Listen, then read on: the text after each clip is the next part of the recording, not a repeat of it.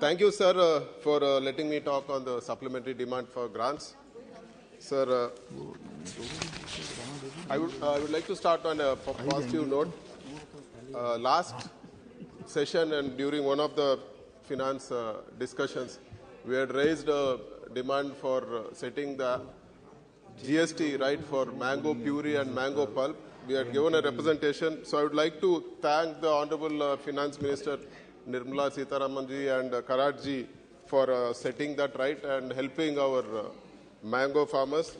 So I hope they have all the best wishes from the farmers.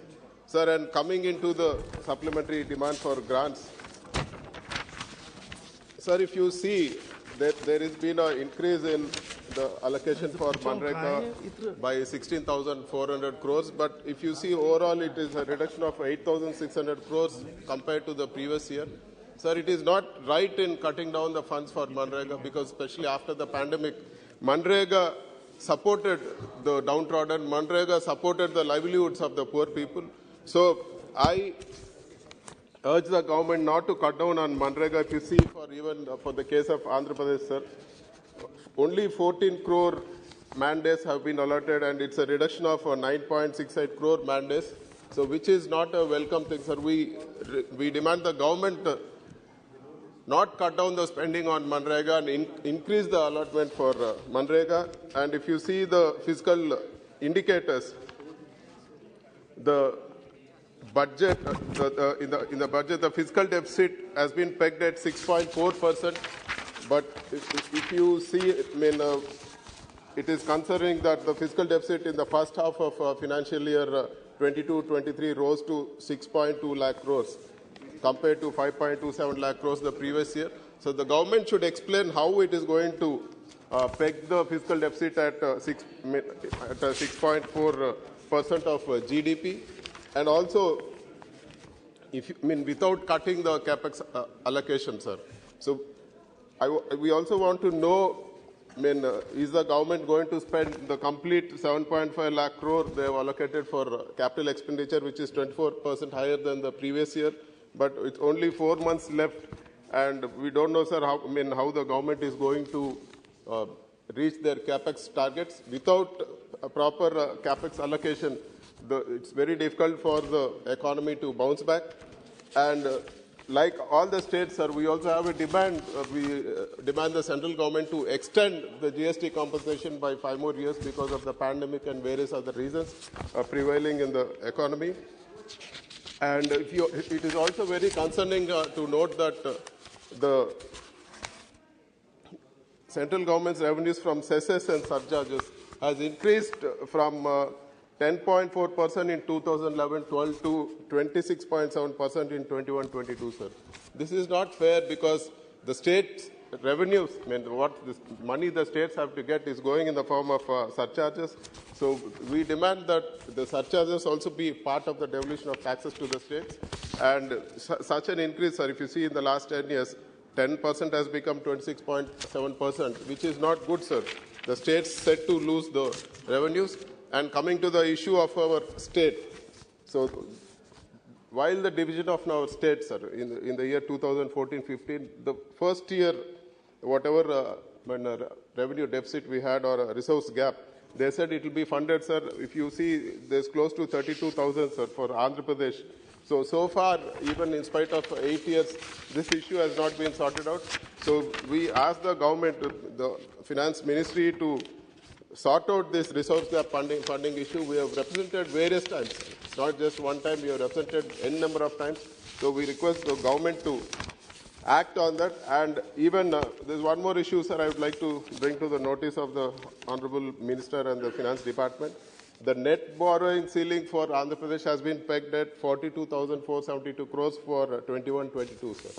But because of the overborrowing of the previous government, when BJP and TDP were in power in our state, they had overborrowed 17,923 crores during the 14th Finance Commission time, sir. And now that net borrowing ceiling limit is being cut down, sir, which is not fair. We can't suffer because of the doings of the previous government, sir. So we request the government to not to link it, sir. And even if you see a circular which has been given by the Finance Ministry, which says that the over-borrowings of the previous finance commissions will not be adjusted in the 15th Finance Commission. Even by that order what the Finance Ministry has passed, this 17,000 crores which is being cut in our net borrowing ceiling should not be adjusted in this current thing, sir, in the current 15th Finance Commission. So we also have a concern, sir. During the division of the state, Polavaram was declared a national project, sir. And it is clearly stated in the AP Reorganization Act that Polavaram project is a national project and it will be executed by the center. But if you see today, sir, the execution of the project is not going according to plan anywhere. The funds for the project are not being given in time, and it is no way treated like a national project, sir. Polavaram project is the lifeline of our state, Andhra Pradesh. During the division, they said that Polavaram project will be done, sir. It was there in the AP Reorganization Act. It clearly states. But if you see, there are various issues which are coming up, sir. During the course of the project, and because of the new land acquisition rules, the cost of the project shot up. The land acquisition and R&R cost shot up, and the central government and Jal Shakti approved the cost estimate at 55,548 crores. The technical advisory committee passed it in 2019, sir. But still now the finance department is yet to ratify it, and it's still pending for approval from the finance department, which is not good, sir. It is not happening with any national project. And there is more surprising is that in any dam which is being built, or the dams which are built previously in all the national projects, nowhere the drinking water component and the irrigation component was made separate, sir. Here they are saying that the drinking water component is not part of this, and we are going to exclude this amount, which is 4,068 crores, which is not good, sir. You can't build a dam and say it's not meant for drinking, it's only for irrigation, and if you are going to use for drinking water purpose, we are going to reduce the amount. It is not fair for the department to say this, and we demand that the drinking water be also part, like any other national project which have been done in our country. And we also demand for removal of component-wise restrictions, sir. In spite of all the restrictions we are having, during the course of the project, there will be various components which will come up based on the designs. So any change in components, now they are restricting payments, sir, which is not good. If you take, for example, a national highway project, the length of the bridge might go up, or the length of the road might go up, but still the execution happens, the whole road is completed. Nowhere they say that, no, now the component has increased, we will restrict the payment. It is not fair, sir. Why only for Polavaram they are doing like this? So we demand that a removal of component-wise restrictions for Polavaram project, which has been, the restriction has been imposed totally, really unfairly. And we also demand that the issues related to land acquisition, R&R be sorted out. So as proposed by Jal Shakti, it was requested that the LA bills be scrutinized and paid directly to the beneficiaries under DBT, but there's been extraordinary delay. The project is getting delayed. The cost of land acquisition is going up, which is a loss for the country and loss for the state, loss for the people, sir. So we demand that whatever you have promised here, you have told clearly that Polavaram is a national project and will be constructed. So we are demanding that land acquisition money be paid immediately, and we also ask, because of all these delays, we also ask, we demand the central government for ad hoc fund of 10,000 crores. If you see for any national project or a national highway project, the payments are done in just a week's time. But for Polavaram project, for one bill to be paid, it is taking months and months, sir. How do we expect a project to be completed like this? So we demand that an ad hoc amount be paid so that the project execution happens at a faster pace. And we also want to know from the government, sir, a national project has to be constructed by the center. Why, when your government was there in our Andhra Pradesh state, along with TDP, when your alliance was there, why did you give the execution to the state? And why are you imposing all these conditions? So people should know why a national project has been mishandled so badly and why the execution was given to the state, and why the people should suffer because of this. And there's one more request, sir. After the division, based on the direction of central government, that is Power System Operation Corporation Limited, so we have supplied power to Telangana, sir, based on the central government thing. The dues are yet to be paid. There's almost 6,800 crores. We request the central government to step in and get our dues collected. And if you see the National Food Security Act, sir, there's almost 60% of the population covered in National Food Security Act. And in with respect to Andhra Pradesh, the number of persons covered under NFCA is 2.68 crores, which is 60% population of Andhra Pradesh. But the Act clearly states that 75% of the rural population and 50% of the urban population is eligible for National Food Security Act. But in Andhra Pradesh, it is restricted to 60% for rural, and it is restricted to 40% for urban, 41% for urban. So it is not fair compared to other states, for example, like Maharashtra or Gujarat or Karnataka, which are more economically stronger than us. They are getting 10% more beneficiaries, and we are at a loss, which is resulting in 56 lakh additional families not getting the benefits.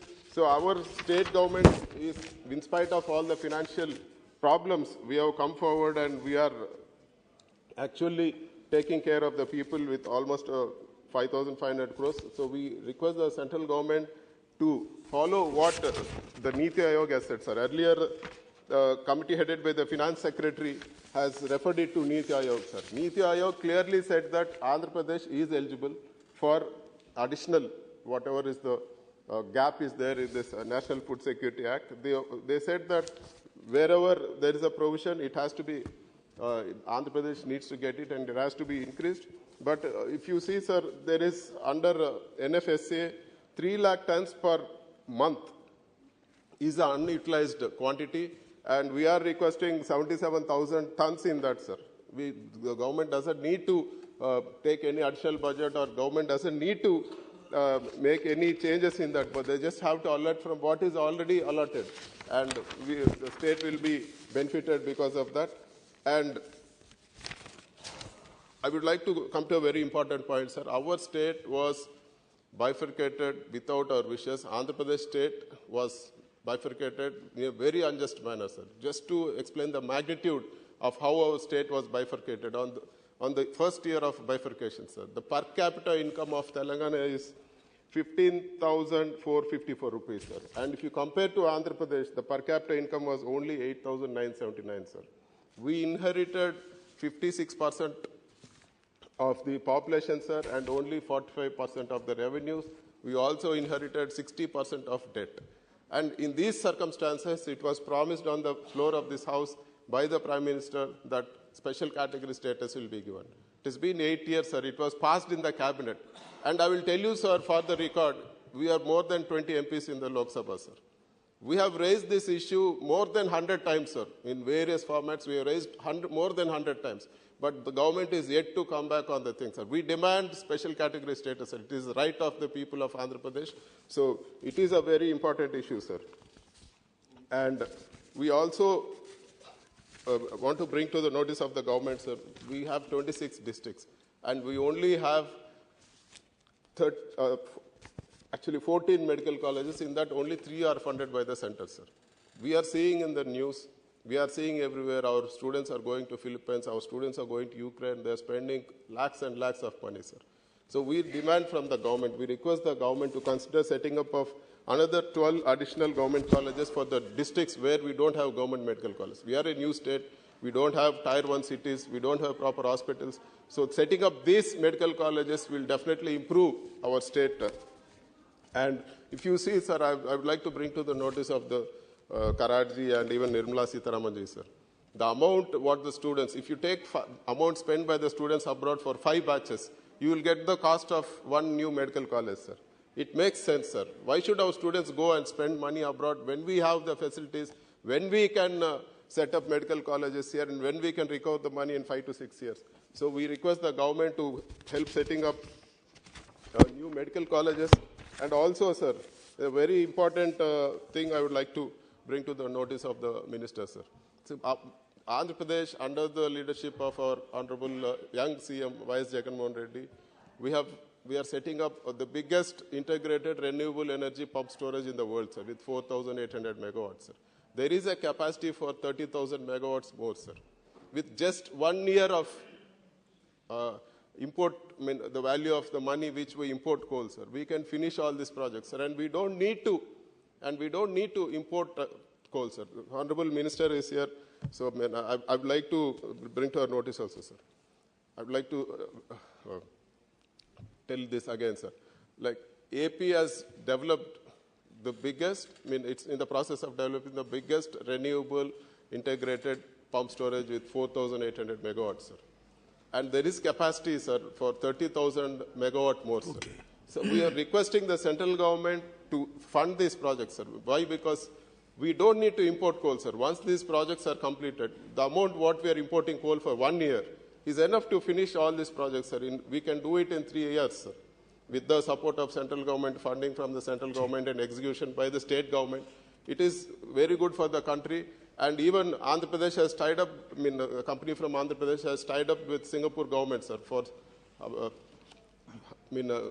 green hydrogen. Now, please conclude. So if you develop this pump storage products, when we develop green hydrogen, we can be a base for exporting power to other countries. Green hydrogen.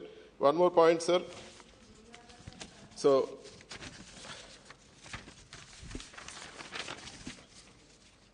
sir, and one request I have for the Honorable Minister, sir. I request the Honorable Minister to visit Andhra Pradesh Raitu Bharosa Kendras, sir. It's one of its kind in the country, sir. In our Raitu Bharosa Kendra, there are all the services for farmers, sir. Every service is there for the farmers, right from procurement of seeds, procurement of pets. It's all in single stop, sir. There the government is there to guarantee the quality. There's a agriculture officer. So various things are there, sir. The farmers just need to focus only on their farming. They don't need to be worried about procurement of farm inputs and sale of their produce, sir. So the Honorable Finance Minister has visited Andhra Pradesh n number of times. She has done various things. I request her to visit Raitu Bharosa Kendra. I request her to visit the digital libraries. And I also want to proudly say that the government has taken up, in a Nadu Nedu, sir, all the government schools, the government has taken up a modernization of 55,000 schools, sir, government schools. And we are providing the best infrastructure and the best education, sir. We are also coming with CBSE. So I request the Honorable Finance Minister to help our state, sir, to help in these things which are really noble, sir. The small students, for the future of our country. So with this request, I end my speech, sir. Thank you very much. Thank you. Shri Pratap Rao Jadhav ji.